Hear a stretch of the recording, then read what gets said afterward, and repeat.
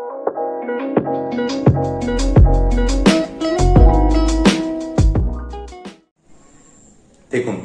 আজকের ভিডিওতে আমি ডিসি জেনারেটরের পাওয়ার ফ্লো এবং ইফিসিয়েন্সির একটি বিস্তারিত আলোচনা করব, অর্থাৎ থিওরিটিক্যাল ক্লাস হবে এটি, এবং এটির উপর বেস করে এরপরে আমরা ডিসি জেনারেটরের বাকি ম্যাথগুলো আমরা সলভ করে ফেলবো। ঠিক আছে, তো অবশ্যই এই ক্লাসটিতে একটু মনোযোগ রাখুন, ভিডিওটি স্কিপ না করে সম্পূর্ণ দেখার চেষ্টা করুন, কারণ ভিডিওর প্রত্যেকটি পয়েন্টেই আমি ইম্পর্টেন্ট কথাগুলো বলার চেষ্টা করব। ঠিক আছে, তো প্রথমত আমাকে বুঝতে হবে ডিসি জেনারেটরের পাওয়ার ফ্লোটা অ্যাকচুয়ালি কি। আমরা জানি যে ডিসি জেনারেটরে আমাদের মেকানিক্যাল পাওয়ার ইনপুট হয় এবং ইলেকট্রিক্যাল পাওয়ার আউটপুট হয়, এটা তো আমরা সবাই জানি। তো সেই থ্রুতে আমাদের প্রথমত একটা পাওয়ার ফ্লো ডায়াগ্রাম করব এবং সেটার সাহায্য নিয়ে আমরা ইকুয়েশন গুলো ডিরাইভ করার চেষ্টা করব। ঠিক আছে, সেটার রেসপেক্টে আমাদের এফিসিয়েন্সি কি হবে, আমাদের লস গুলো কি হবে, আমাদের আরো বেশ কিছু জিনিস আছে, সেগুলোই আজকে আলোচনা করব। তো প্রথমে আমার মেকানিক্যাল পাওয়ারটা ইনপুট হবে। এখানে আমার মেকানিক্যাল পাওয়ারটা আমি ইনপুট করলাম, মেকানিক্যাল পাওয়ার ইনপুট,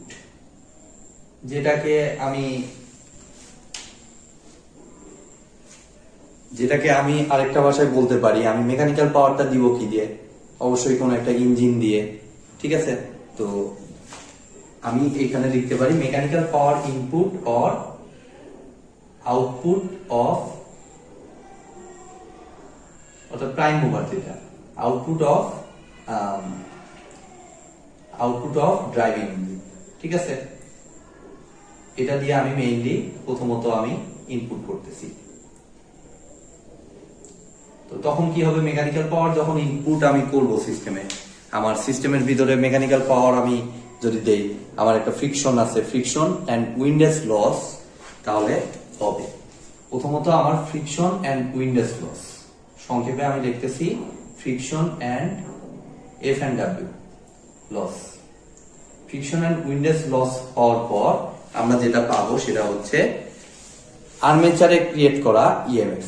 ঠিক আছে, অর্থাৎ আর্মেচারে যে ইএমএফটা জেনারেট হবে সেটার রেসপেক্টে যে পাওয়ারটা পাবো সেটাই আমরা এইটার আউটপুট হিসেবে পাবো মেকানিক্যাল পাওয়ার ইনপুট থেকে। আয়রন এন্ড ফ্রিকশন লসের পর এটাকে আমি বলতে পারি electrical power developed in armature. ঠিক আছে, ইলেকট্রিক্যাল পাওয়ার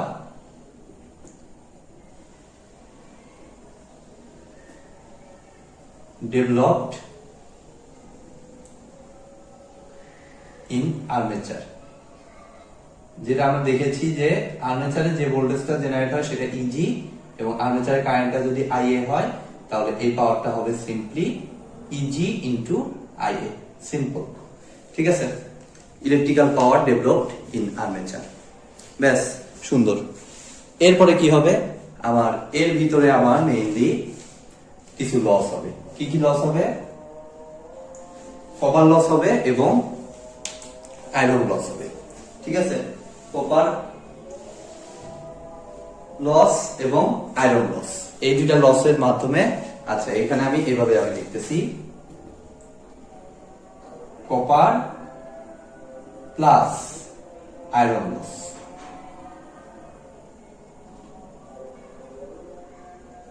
কপার লসটা বলতে আমরা কি বুঝি? আমরা জানি যে ডিসি জেনারেটর আমার ওয়াইন্ডিং থাকে, তো ওয়াইন্ডিং এর অবশ্যই রেজিস্ট্যান্স থাকে, একটা রেজিস্ট্যান্সের ভিতর দিয়ে কারেন্ট যাচ্ছে বিধায় আই স্কোয়ার লস। কপার লসকে আমরা নরমালি বলি আই স্কোয়ার লস। ঠিক আছে, তো এই আই স্কোয়ার লস এবং আয়রন লস বলতে আমরা জানি যে ডিসি জেনারেটরটা একটা ম্যাগনেটিক কোর থাকে। ঠিক আছে, যেটা আয়রনের তৈরি হয়। তো আয়রনের ভিতর দিয়ে আমাদের কিছু লিকেজ কারেন্ট ফ্লো করে। ঠিক আছে, যেটাকে আমরা আয়রন লসের আরেকটা নাম হচ্ছে কোর লস। এটাকে আমরা দুই ভাগে ভাগ করতে পারি, একটাকে বলি আমরা হিস্টেরেসিস লস, আরেকটা হলো এডি কারেন্ট লস। এই কপার লস, হিস্টেরেসিস লস এবং এডি কারেন্ট লস, এই তিনটা লস একসাথে মাইনাস হয়ে আমরা মেইনলি পাই ইলেকট্রিক্যাল পাওয়ার আউটপুট। ঠিক আছে, এখানে আমরা মেইনলি পাই ইলেকট্রিক্যাল পাওয়ার আউটপুট। যেটাকে আমরা বলতে পারি terminal voltage V, generator terminal voltage V, এবং অবশ্যই এটা এই আউটপুটটা লোডের অ্যাক্রসে, তাহলে I into L, load current V into I L. তো এটা হচ্ছে আমার সমগ্র পাওয়ার ফ্লো ডায়াগ্রাম, এবং এটার সাপেক্ষে আমি এখন অ্যানালাইসিস করব। ঠিক আছে, তো কপার লসটা আমরা সার্কিট থেকে পাবো, কোনো সমস্যা নেই। আমাদের সার্কিট থাকবে ডিসি লং শান্ট জেনারেটর হতে পারে, ডিসি শান্ট জেনারেটর হতে পারে, ডিসি সিরিজ জেনারেটর হতে পারে। তো এগুলো সম্পর্কে আমি প্রবলেম কিন্তু এর আগে প্রায় অনেকগুলো ম্যাথের ক্লাস দিয়েছি, থেরেদার বই থেকে সবগুলো প্রবলেমই আমি সলভ করে দিয়েছি। তো সেখান থেকে আপনারা করলেই বুঝতে পারবেন যে কপার লসটা কিভাবে আমি ক্যালকুলেশন করব। আই বের করবো, আর তো দেয়াই থাকবে, আই স্কোয়ার আর দিয়ে আমি কপার লস বের করতে পারবো। এখন কোশ্চেন হলো বাদ বাকি লস গুলো আমাদের নিউ, এই যে ফ্রিকশন অ্যান্ড উইন্ডেজ লস। তো ফ্রিকশন অ্যান্ড উইন্ডেজ লসটা অ্যাকচুয়ালি মেকানিক্যাল কম্পোনেন্টের উপর ডিপেন্ড করে। এই মেকানিক্যাল কম্পোনেন্ট হিসেবে কি ব্যবহার করা হচ্ছে তার উপর ডিপেন্ড করে। ঠিক আছে, অর্থাৎ এই ড্রাইভিং ইঞ্জিনে যে মেকানিক্যাল কম্পোনেন্ট থাকে সেটার পার্ট। তো এটা আপনাদের ম্যাথ করার সময় ডাটাটা আপনাদের দিয়ে দিবে, কোনো অসুবিধা নাই। ফ্রিকশন অ্যান্ড উইন্ডেজ লসের ভ্যালুটা দিয়েই দেয়, তো সেখান থেকে আপনারা ক্যালকুলেট করে নিতে পারবেন। ঠিক আছে, এবং আয়রন লসের জন্য, আয়রন লসটা কিন্তু আরেকটা ইলেকট্রিক্যাল লস। ঠিক আছে, আয়রন লস বা কোর লস কিন্তু আরেকটা ইলেকট্রিক্যাল লস। তো আয়রন কোর লস যেটা থাকে, ম্যাগনেটিক কোরের মধ্যে আমার লিকেজ কারেন্ট ফ্লো করার কারণে মেইনলি এই হিস্টেরেসিস এবং ইডি কারেন্ট লসটা হয়, এবং সেইটার জন্য আমি ইকুয়েশন গুলো একটু দেখার চেষ্টা করব। প্রথমত আমার হচ্ছে হিস্টেরেসিস লস।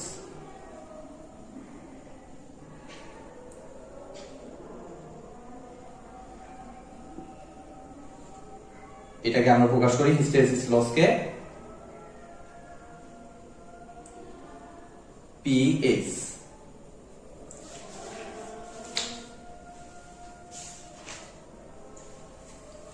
তো এটার জেনারেলাইজড ইকুয়েশনটা হচ্ছে আমাদের eta into B max to the power 1.6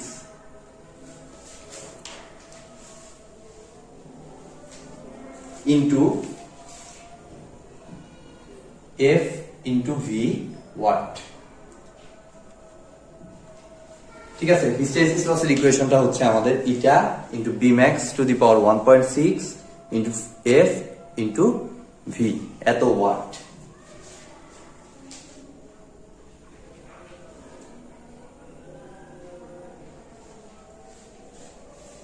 actually এই ইকুয়েশনটা কিছুটা আমাদের মুখস্থই রাখতে হবে, কারণ এটা অ্যাকচুয়ালি ম্যাগনেটিক পার্ট থেকে আমাদের এসেছে। আয়রন লস অর্থাৎ ম্যাগনেটিক কোর যে আছে, সেই ম্যাগনেটিক কোরের ম্যাক্সিমাম ফিল্ড ইন্টেন্সিটি যেটা, অর্থাৎ এই বি ম্যাক্স, যেটা এই পিএইচ এর ভ্যালুটা B max to the power 1.6 এর ডিরেক্টলি প্রপোর্শনাল টু, ফ্রিকোয়েন্সির সাথে সরাসরি প্রপোর্শনাল টু। ফ্রিকোয়েন্সি যত বাড়বে হিস্টেরেসিস লসের ভ্যালুটা তত বাড়বে। ইটাটা হচ্ছে আমার হিস্টেরেসিস কনস্ট্যান্ট, এবং ভিটা হচ্ছে আমার ভলিউমটা। ঠিক আছে, ভি দ্বারা কিন্তু ভোল্টেজ বুঝাবে না, এটাতে যেন আপনারা প্যাচ লাগিয়ে না ফেলেন। ভি দ্বারা কিন্তু বুঝাবে হচ্ছে ভলিউম অফ দি কোর। ঠিক আছে, অর্থাৎ ম্যাগনেটিক কোরটা কতটুকু ভলিউম জুড়ে আপনি রাখছেন এর উপর কিন্তু আমার ভি এর ভ্যালুটা ডিপেন্ড করবে। ঠিক আছে, আমাদের উদ্দেশ্য থাকবে ডিসি জেনারেটর ম্যানুফ্যাকচার করার সময় এই হিস্টেরেসিস লসটা যত সংখ্যক কমানো যায়, কারণ এটা একটা লস। এটা যত বেশি হবে আমার মেশিনের আউটপুট তত কম হবে। তো কম আউটপুট আসা তো আমার মেশিনের জন্য ক্ষতিকর। তো সেই রেশিওতে এই ইকুয়েশন অনুযায়ী মেইনলি ম্যানুফ্যাকচারাররা ডিজাইন করে। ঠিক আছে, ম্যানুফ্যাকচারাররা ডিসি জেনারেটর ডিজাইন করে। তো একই সিস্টেমে আমাদের ইডি কারেন্ট লস যেটা,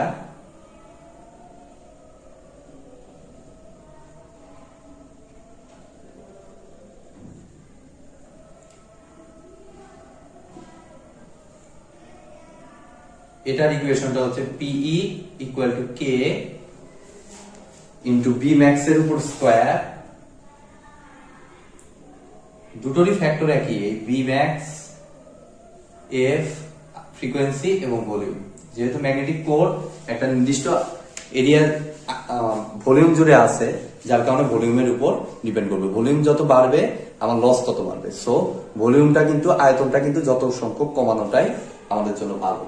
যত কমের মধ্যে আমি ওয়ারিংটা সারতে পারি, ঠিক আছে, ম্যাক্সিমাম আউটপুট রেখে আমি ওয়ারিংটা সারতে পারি, তত আমাদের ভালো। ফ্রিকোয়েন্সি তো আর আপনি চেঞ্জ করতে পারবেন না, 50 হার্টজ ফ্রিকোয়েন্সি এটা তো আর আপনি চেঞ্জ করতে পারবেন না। আপনি চাইলে ভলিউমটা আপনি কম বেশি করতে পারবেন। কে হচ্ছে কনস্ট্যান্ট, আমাদের ইয়ার উপর ডিপেন্ড করবে, আপনি কি টাইপের কোর ব্যবহার করতেছেন তার উপর ডিপেন্ড করবে। আর বাদ বাকিটা তো লিখেই দিলাম। সরি, এখানে আমার আরেকটা জিনিস ভুল হয়ে গেছে, সেটা হলো একটা টি এর উপর স্কোয়ার আছে, ঠিক আছে। টি দ্বারা হচ্ছে থিকনেস অফ ল্যামিনেশন, অর্থাৎ আপনি এডি কারেন্ট লসের জন্য,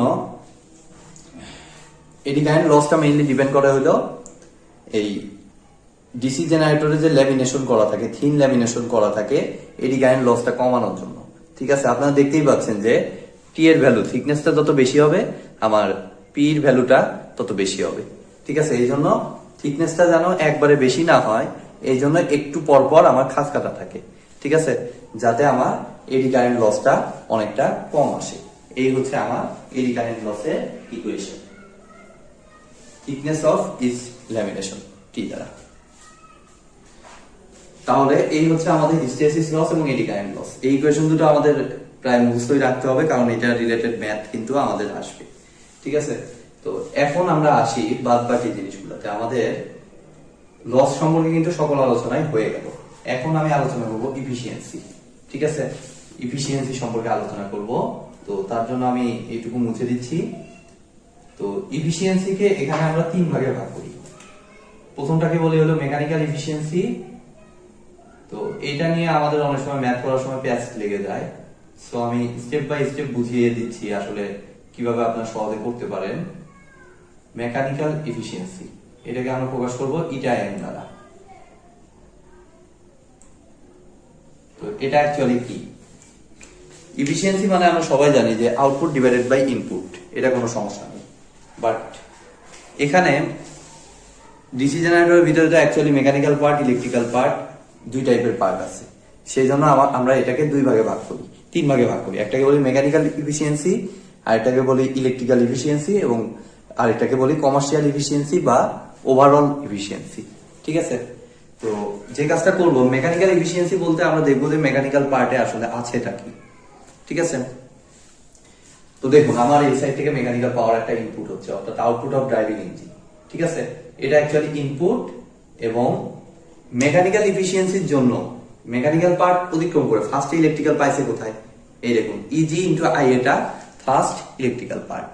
দ্যাট মিনস আমার মেকানিক্যাল পার্টের আউটপুট কিন্তু এটা, ঠিক আছে। আমি মেকানিক্যাল ইফিসিয়েন্সি যেহেতু হিসাব করতেছি, আমার মেকানিক্যাল পার্টের আউটপুট কিন্তু ইজি ইন্টু আই, ঠিক আছে। অর্থাৎ উপরে আমাদের হবে mainly E G into I A, আর নিচে হবে অ্যাকচুয়ালি এই মেকানিক্যাল পাওয়ার ইনপুটটা, মেকানিক্যাল পাওয়ার ইনপুট বা output of driving engine, mechanical power input. Very simple, এটা কিন্তু হয়ে গেল। এবার আমরা দেখবো ইলেকট্রিক্যাল এফিসিয়েন্সি, অর্থাৎ ইলেকট্রিক্যাল পার্ট যেখানে অ্যাড হয়েছে সেটার ইনপুট এবং আউটপুটের মধ্যে যে এটা রিলেশনটা, সেটাই হবে ইলেকট্রিক্যাল এফিসিয়েন্সি। ইলেকট্রিক্যাল এফিসিয়েন্সি আমরা প্রকাশ করব ইটা ই দ্বারা।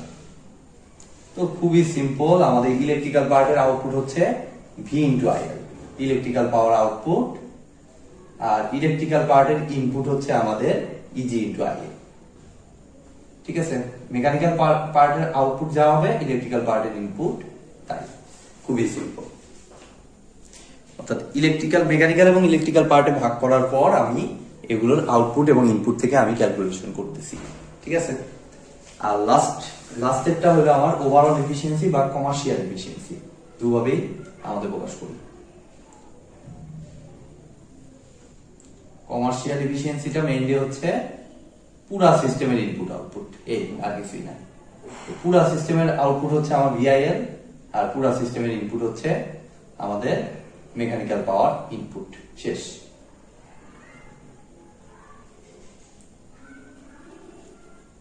Mechanical power input. তো একটু খেয়াল করে দেখুন, এই কমার্শিয়াল এফিসিয়েন্সিকে ওভারঅল এফিসিয়েন্সি কেন নাম দেওয়া হয়? কারণ দেখুন এই ইটা সি সমান, দেখুন আমাদের ইটা এম ইন্টু ইটা ই হয়। দেখুন এই দুইটা যদি আমি একসাথে গুণন করি তাহলে আমাদের ইজিআই এ কাটা উপরে চলে যাচ্ছে ভিআইএল, আর নিচে চলে আসতেছে মেকানিক্যাল পাওয়ার ইনপুট, অর্থাৎ ইটা সি কে চাইলে আমাদের এভাবে আমরা লিখতে পারি, ইটা এম ইন্টু ইটা ই। মেকানিক্যাল আর ইনপুট পাওয়ারের গুণফলটা হচ্ছে আমাদের কমার্শিয়াল এফিসিয়েন্সি বা ওভারঅল এফিসিয়েন্সি।